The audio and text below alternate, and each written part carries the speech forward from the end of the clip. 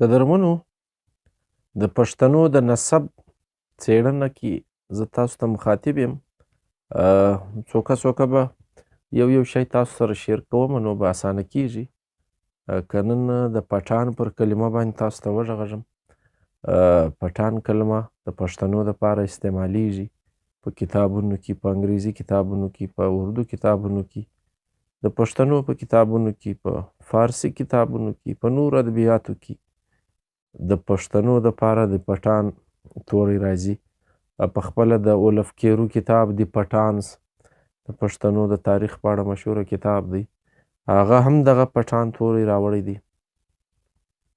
نو زموږ مقصد دا دی چې د پښتنو په اړه چې کومې نظریې دي دا هم څوکه را برسېره کړو، او په کتابونو کې چې په څه طریقه لیدل کیږي یا اټکلي خبرې چې دلیل نه لري، بس په کتاب کې یو چا خبره کړې وي بل یې هغه رنګه وکړي، نه د هغه ماخذ وي نه د هغه ماخذ وي، داسې له ځانه څخه یو خبره وسي او بیا هغه خلک دوني عوامي رنګ ورکړي. هر څوک یې بیا وایي، بس د هغه کتاب حواله ورکوي او هغه کتاب په خپله هېڅ حواله نه لري، د چا له خولې څخه او په څه سند او دلیل باندې دا خبره کوي. نو دغه حال د پټان توري په اړه د پښتنو دی. که کتابونه وګورو نو مخزن افغاني چې نعمت الله حروي لیکلی و د 11مې هجري پیړۍ په سر کې، نو دا شاعر یا د همدغه لیکوال چې د پښتنو دپاره د پټان اصل ماخذ چې دی بتان ب توا الف نون توری ګڼلی دی، چې دا وقیس عبدالرشید ته د حضور پاک صلی الله علیه وسلم لخوا یو لقب یا خطاب ورکړل سوی و.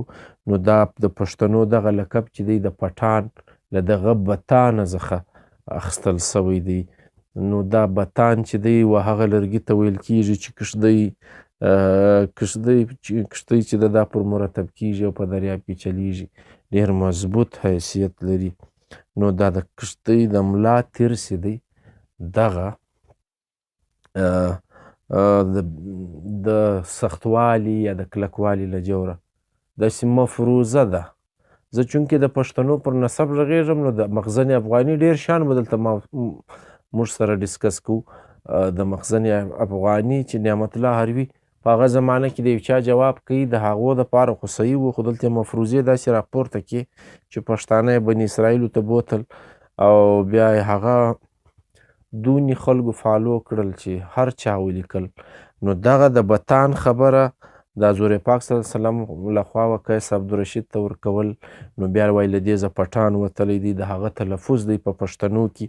بیا دغه خبره چې د کتابو ته راځي له مخزن افغاني څخه، لکه خلاصة الانصاب هم دغه خبره کوي، تواریخ خورشید جهان هم دغه خبره کوي، په پښتو کتاب بهادر شاه ظفر کاکا خیل چې لیکلی پښتانه د تاریخ په رڼا کې، په هغه کې هم دغه خبره راځي.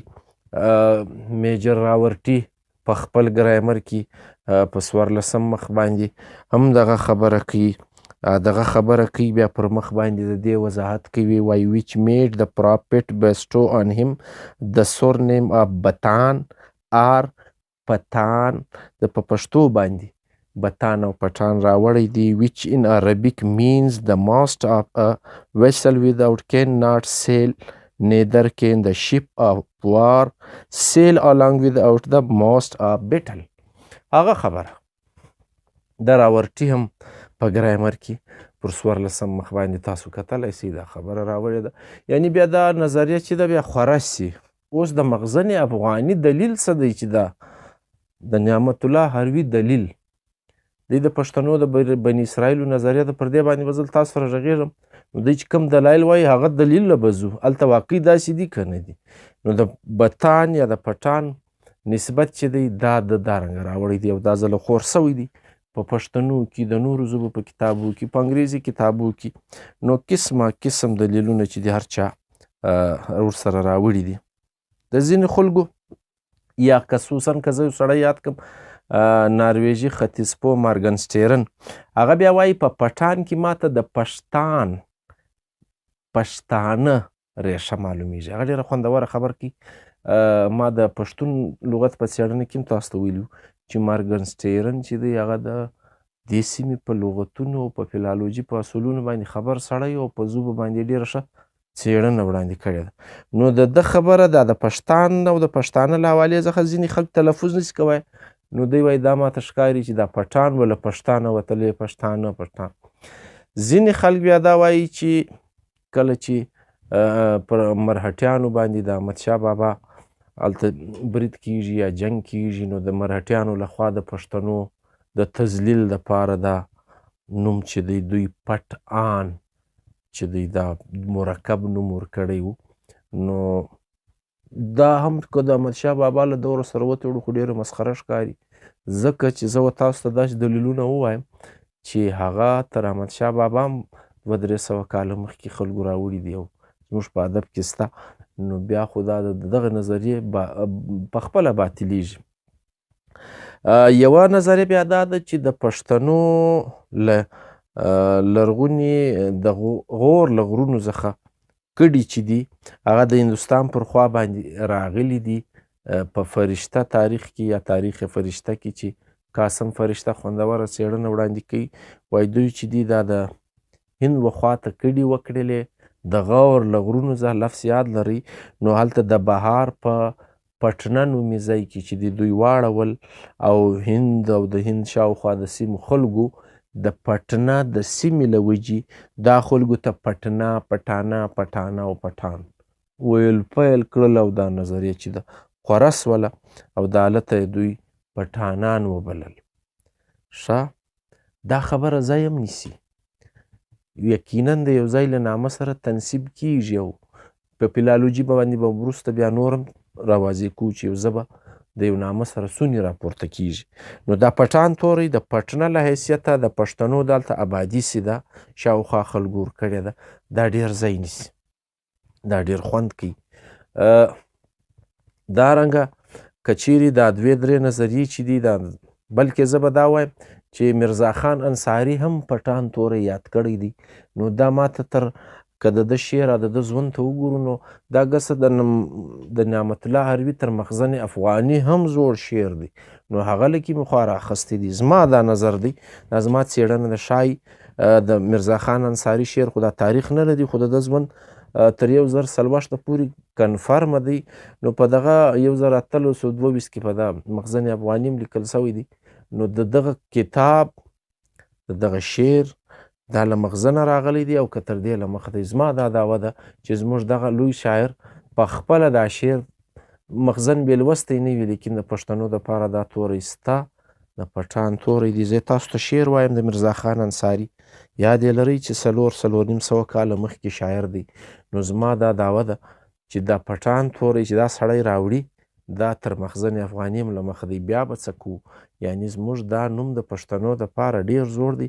هسې دا مفروضات او دا په احمدشاه بابا پورې هلته د مرهټیانو تړل یا نور نومان، دغه د پټنې ځای چې دی دا ځای نیسي. لکه د میرزا خان انصاري ویلي څو د جهل په خویونو کې محکم یې، د میرزا وینا به څه اورې پټانه. چې څومره سر نه خلاصوي او جهالت کوي نو بیا پټانه ته به څه پوسي. دا د میرزا خان انصاري شعر دی او زه تاسو سره دا شعر کوم او زما دا دعوه ده چې دا شعر تر مخزن هم له مخه ویل سوی دی.